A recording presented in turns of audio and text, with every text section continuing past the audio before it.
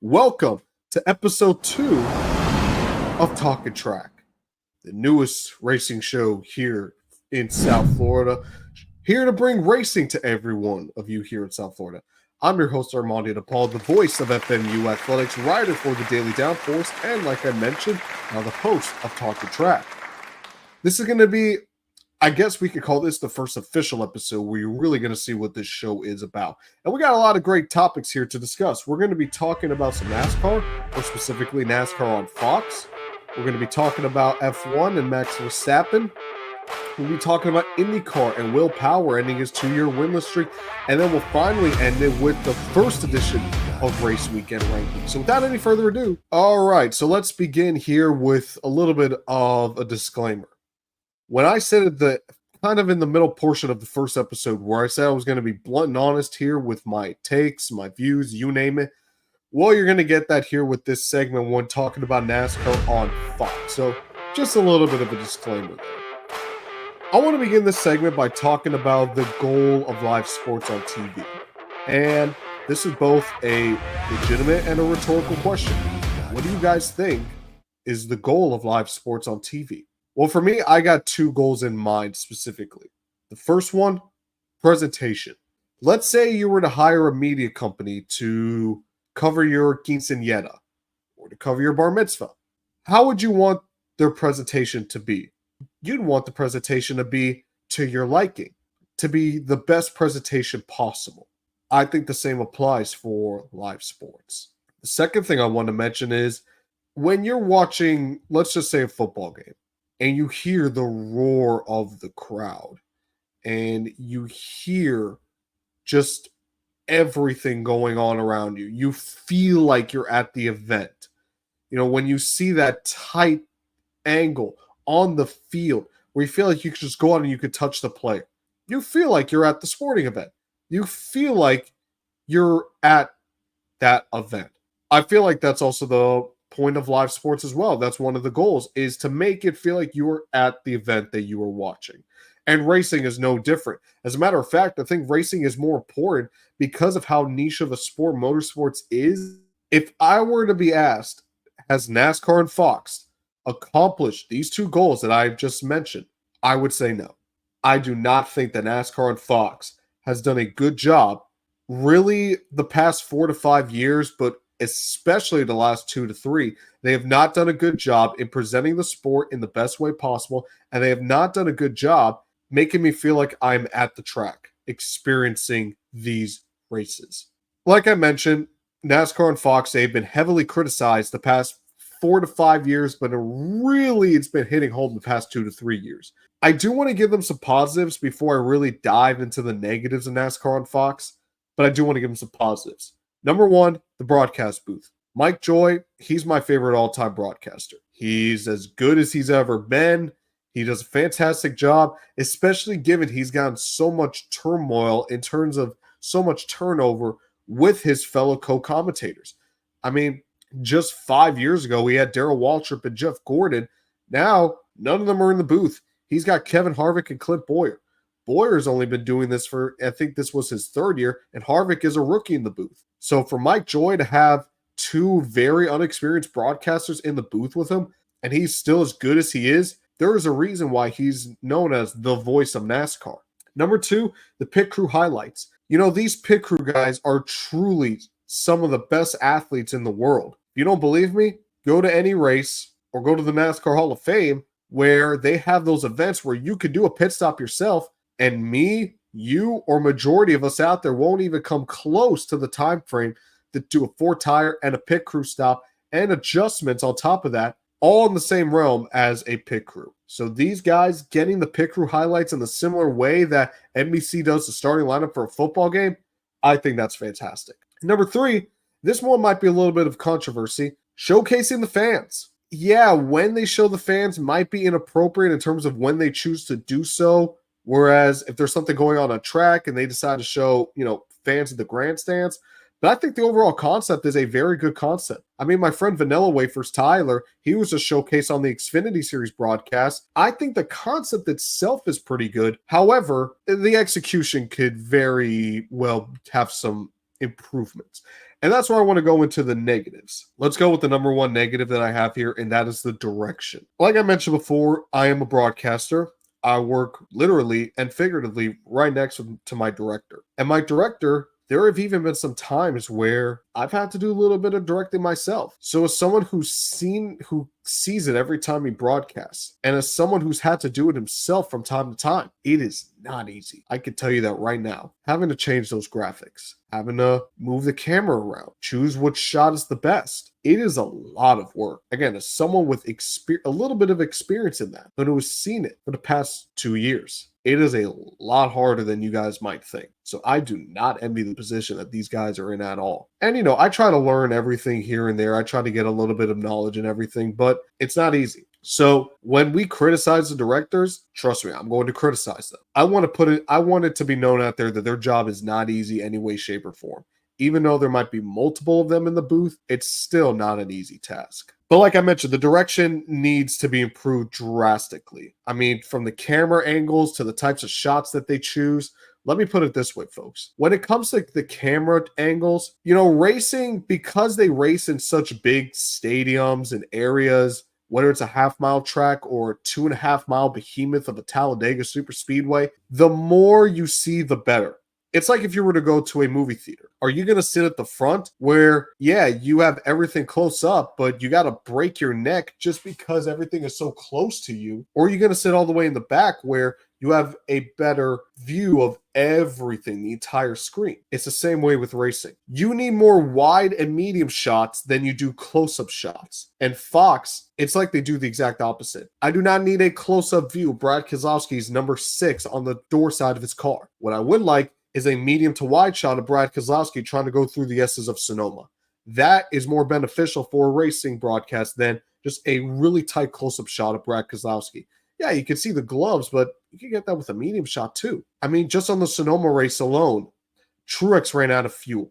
Kyle Busch and Ross Chastain went at it on the track. Chastain spun Kyle Busch out, and there was no camera shot on it, or the director couldn't even go to that. Yeah, I know that the broadcasters and the directors are not always going to be in sync, but it's the job of both of them to be in sync in the best way possible. And in my opinion, again, I'm more of a broadcaster than a director. So for you directors out there, let me know. But at least if the broadcaster goes out and says that another driver is spinning out another driver for a top 5 spot when the race for the win is basically all but done, you need to do everything in your power to have the camera already on that shot. And the fact that there wasn't, that's not acceptable. Number 2, let's talk about the production. I'm going to talk about the graphics specifically. No, I'm not going to get into the cartoons because that's just a Fox thing in general. The NFL has that as well. But specifically, what exactly about the graphics? Well, one of the important things about the graphics is that they need to be as accurate as possible. If you're going to be giving out stats, you need to make sure they're accurate. You need to do your homework. You need to make sure it goes by quality control. And NASCAR and Fox, again, they do a terrible job doing that. Don't believe me? Just look up 98th gear. Yes, folks, 98th gear was actually on a NASCAR on Fox broadcast. 98th gear, I don't know any car that would even have a 50th gear, let alone a 98th gear. And even on top of that, there were multiple instances where, the broadcast, they'll show a stat, whether it's the track time, whether it's the lap time, or the previous winners from the past 5 to 6 events or races, and they're all wrong. How are you going to give false information to the viewer? They go up and then they look at it, and then they're like, wait a minute, this guy didn't win the race, so why did the broadcast say it did? Or even as recently, again, Sonoma, they had Kyle Busch finishing 17th in the race. Meanwhile, NASCAR, they put him at 12th. So when official timing and scoring has you as 12th, or at least Kyle Busch is 12th, and the broadcast has him at 17th, a 5 position, again,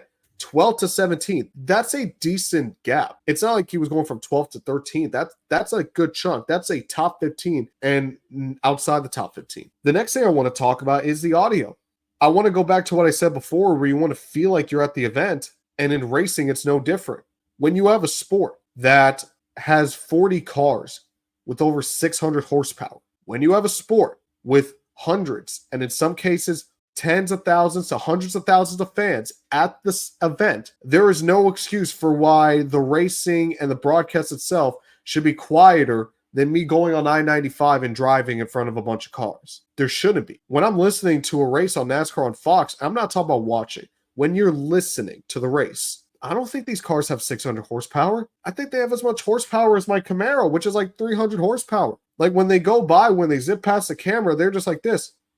Foop, foop, foop. And even with the fans, you know, we NASCAR fans like to talk about how just the scene with all the fans around the racetrack, it's like a large party. The roar of the crowd, you don't hear that in the Fox broadcast. You hear a little bit of it. You just hear, hey, hey, hey. But you don't hear the true roar of the crowd. You know who shows the true roar of the crowd? Who shows the true sound that these cars can produce? NBC. And you're going to see that now starting this weekend. Well, I guess, yeah, this weekend coming up with Iowa Speedway.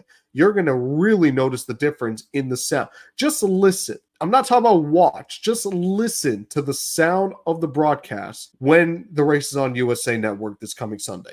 You'll see exactly what I mean. Well, I guess you'll hear exactly what I mean. And number 4, this is a personal gripe of mine, but the copyright music is one of the most annoying things about NASCAR and Fox personally. When Fox routinely cranks out banger after banger in terms of theme songs, whether it's their NASCAR broadcasts, their NFL broadcasts, or their MLB broadcasts, it really annoys me when they put these copyright songs. And on top of that, most of the copyright songs are out of place. When you think of NASCAR, I think of 3 genres. I think of country, I think of rock, and I think of heavy metal. I don't think I've heard very little of those 3 on a NASCAR on Fox broadcast when it comes to copyright music. I hear more pop music than anything. I'm sorry, folks. When a driver spins and a caution comes out, and then NASCAR on Fox decides to go to caution, and then they play "You Spin Me Round, Round, Baby, Round, Round," that's just a joke. Like, that's a parody. That's a parody. That's what that is. It's like they just chose the song because, oh, he's spinning. The song is about spinning. That's a joke, folks. And a couple of the songs that they choose, it's like they're not thematically appropriate. If you're going to play copyright music, at least play a copyright song that's thematically appropriate to the sport or what's going on. Fox doesn't do that. So it's like, if you're not going to play thematically appropriate copyright music, just play the music that you've already created, which again is fantastic.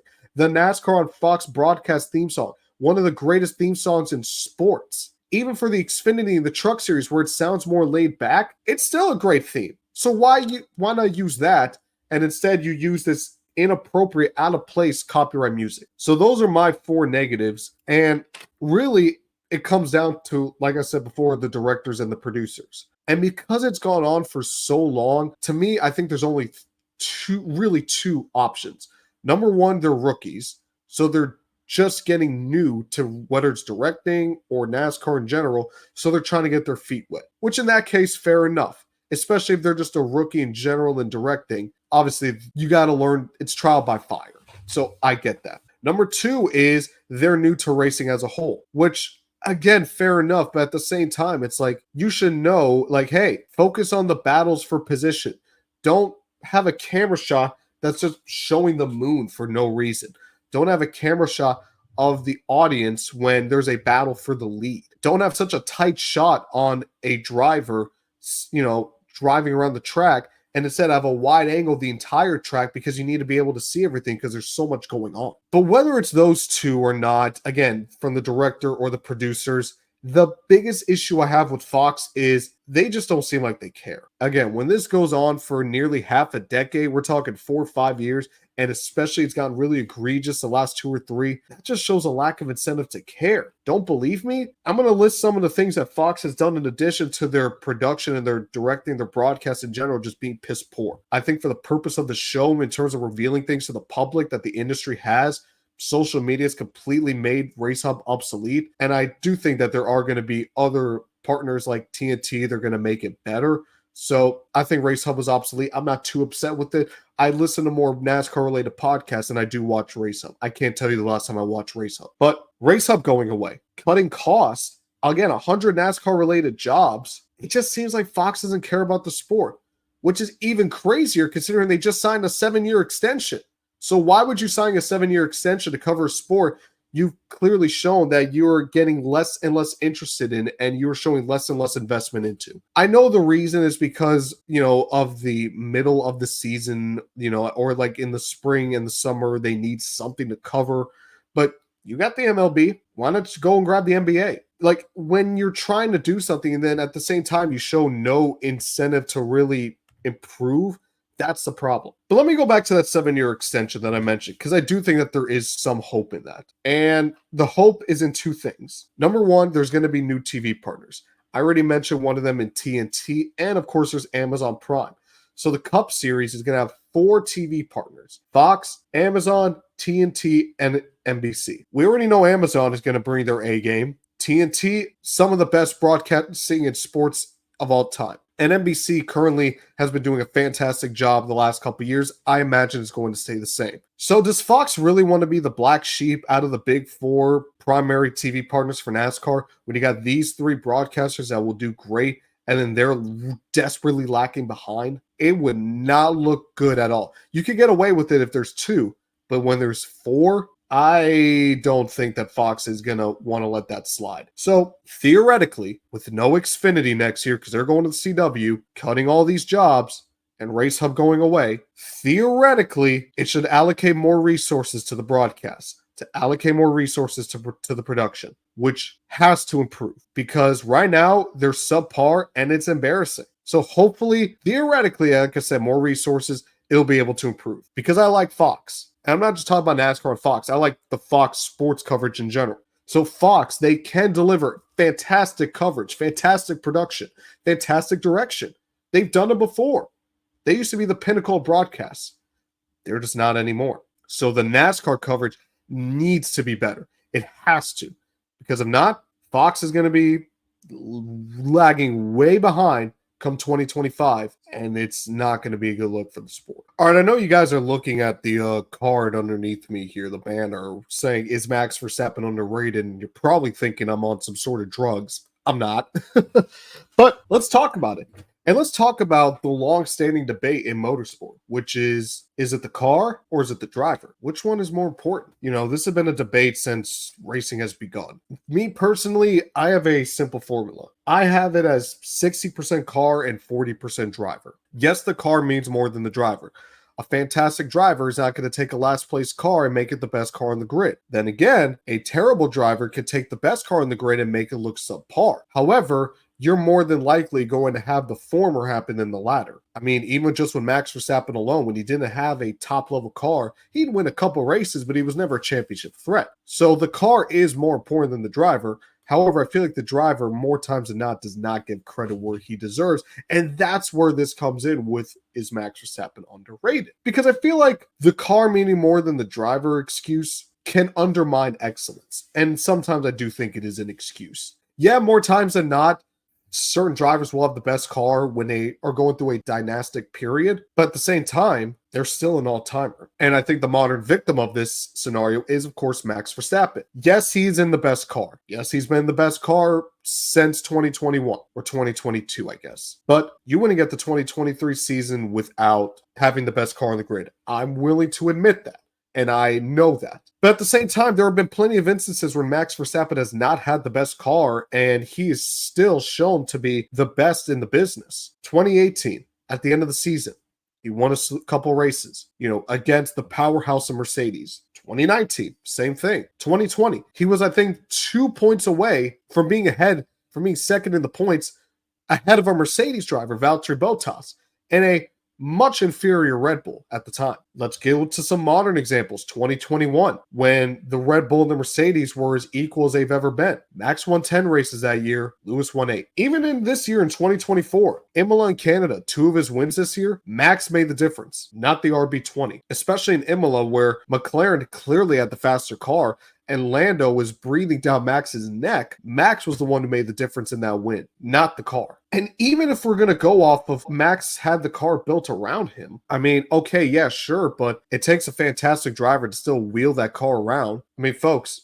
Do you see Sergio Perez winning races left and right like Max does? No. Did you see Valtteri Bottas winning races left and right like Lewis did? No. The driver makes a lot more of a difference than we like to give him credit for. But why don't we give the drivers the credit they deserve? Why don't we just go straight to the machinery that they are driving? Well, I think it's a pretty simple answer. Fans hate dominance in sports. Whether it's the Patriots, the Chiefs, the Warriors, Jimmy Johnson, Lewis Hamilton, and now Max Verstappen. He is currently the best driver on the grid. I got tier 1, which is Max Verstappen, which, no pun intended, he's maxed out. He is the best that the sport has to offer. He is the complete package. Then there's the second tier. I have 5 drivers in this tier. I got Lando Norris, Charles Leclerc, Lewis Hamilton, Fernando Alonso, and Carlos Sainz. In that order, might I add. Yes, I got Lando Norris in front of Charles Leclerc. I might do an episode maybe later on in the week about that. Probably will, but I do have Lando Norris ahead of Charles Leclerc in terms of who I think is the better driver currently. Then I got tier 3. So tier 1 is the best of the best. Tier 2 who are drivers who can push number 1, but they got something holding them back.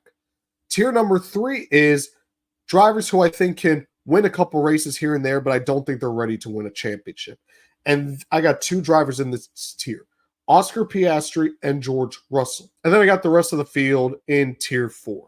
Those are guys who, yeah, they can win a race here or there, but I don't think they'll ever be a championship contender. Another reason I think Max doesn't really get the credit that he deserves is he's polarizing. He's been polarizing his entire career. From when he got into F1 at 17 years old to now, he's never been the popular guy in the garage. So you get a polarizing driver who's now winning a lot. Of course, people aren't going to give him the credit that he deserves. Just see how many times he's won driver of the day.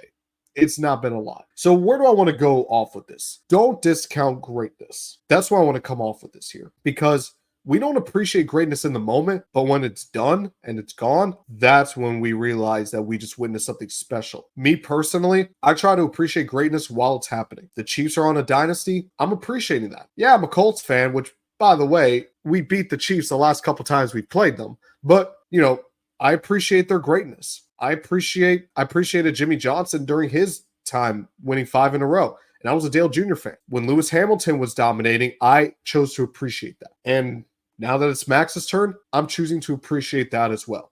Because when it's gone, we may never see something like that again. All right, so Will Power ended a 2-year winless streak yesterday at Road America. And the scenes from when the driver of the number 12 Chevrolet got out of his car into victory lane, you might have think that that guy just won the first race of his entire career. And yet we're talking about a 2-time champion with 42 career wins.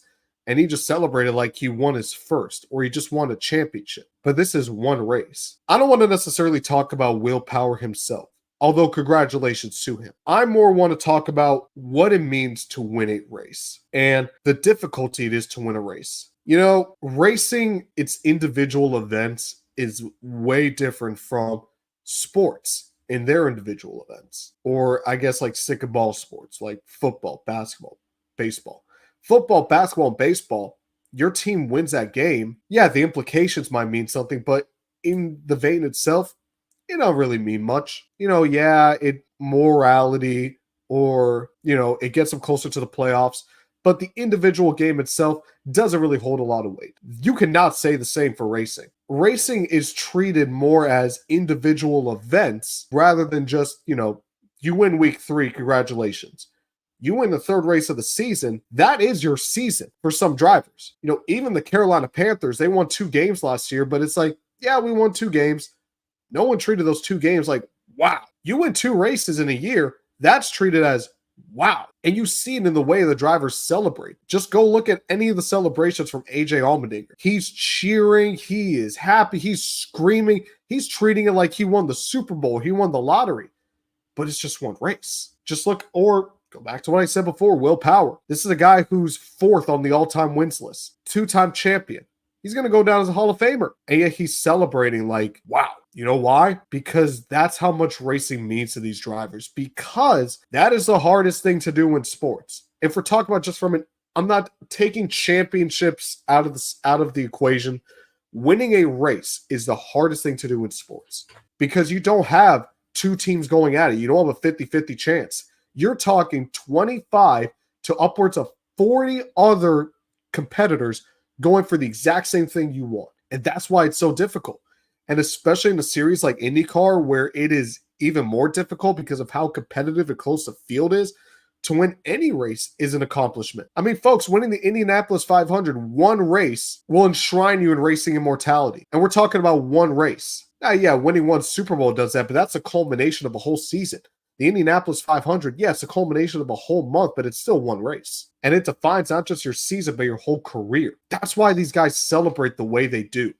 That is why they treat every race like it's their last, because you never know when you're going to get your last win. You could have one win.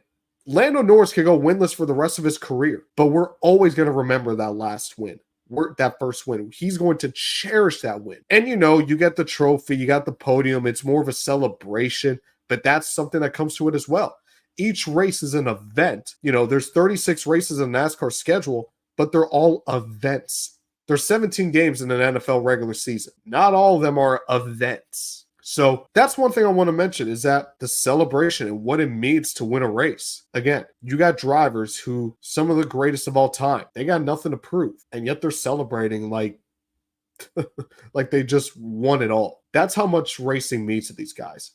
That's how hard it is to win one of these races, because you might win one, but that one that you won, it might be your last. All right, I'm excited for this one, folks. It is time, finally, for the first ever edition of Race Weekend Rankings. If you guys don't know how this works, I'm going to be going over the big races, or the races that I watched during the weekend, and I'm going to be ranking them based on which I think was the best and which ones I think are going to be were the worst.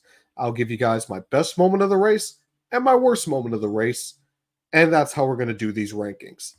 We're only going to have 3 races on this edition of Race Weekend Rankings: the Cup race at Sonoma, IndyCar, and Formula One. So without any further ado, let's jump straight in, and we'll go to the bottom of the podium, and it's going to be the XPEL Grand Prix at Road America. So the IndyCar race comes in at number 3. The main reason I have this race at number 3 is because, admittedly, I didn't watch too much of the race. I saw a little bit here and there. I know about most of the things that went on, the turn 1 calamity, the strategy from Will Power to get the win, you name it.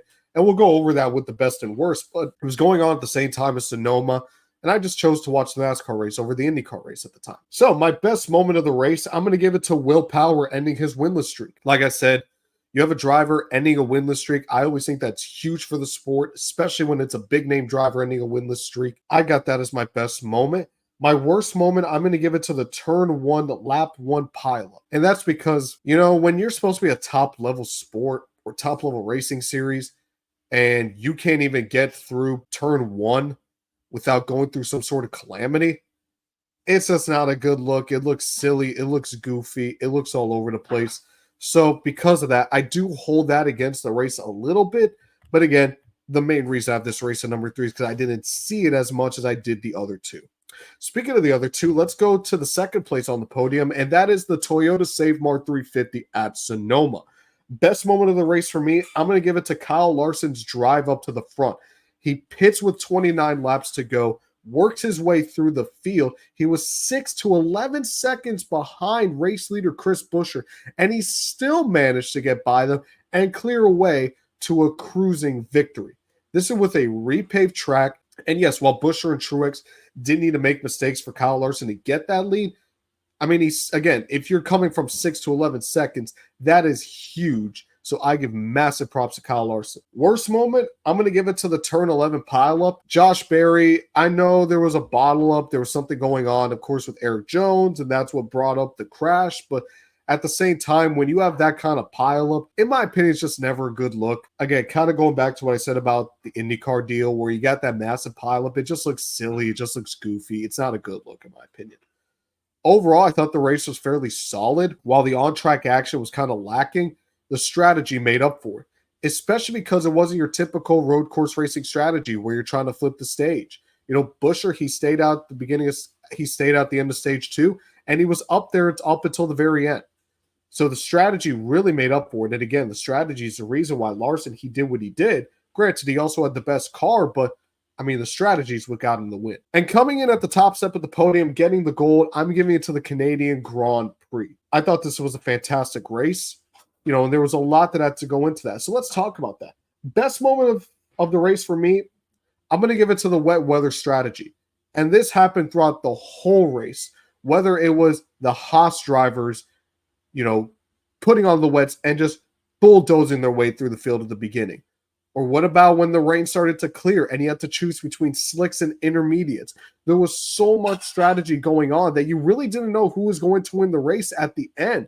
So because of that, I thought that was fantastic, and it put me on the edge of my seat. Even though kind of had a boring winner in Verstappen, it was still fantastic. I mean, Lando could have won. Russell could have won. You just never knew who was going to take the checkered flag until the very end. Worst moment? There really wasn't a moment in that race that stood out to me that just screamed it was a bad moment. So I'm kind of nitpicking here. I am going to give it a little bit to the Lando Norris strategy. Thought if he pitted maybe a couple laps sooner, or if he pitted with Max Verstappen and George Russell, he would have a better shot to fight for the win and not, kind of bottle it at the end. But again, I'm nitpicking when I say this. Overall, the race was fantastic. There, again, wasn't really a clear-cut just blemish on the race, unlike the other two that I mentioned. So because of that, the Canadian Grand Prix takes the top spot in the first ever edition of the Race Weekend Rankings. And that's going to do it for this show here, episode 2 of Talking Track. It's what we got in store for you guys, folks. We'll have another episode for you guys out later on in the week. We're going to be doing something new on X, where we're actually going to be giving you guys live race reactions starting next weekend. So make sure you guys tune in for that. If you guys want to follow Remix Sports Media, also follow us on X and Instagram as well. But once again, guys, thank you guys so much for tuning in. That's going to be the checkered flag. This is Talkin' Track here on Remix Sports Media.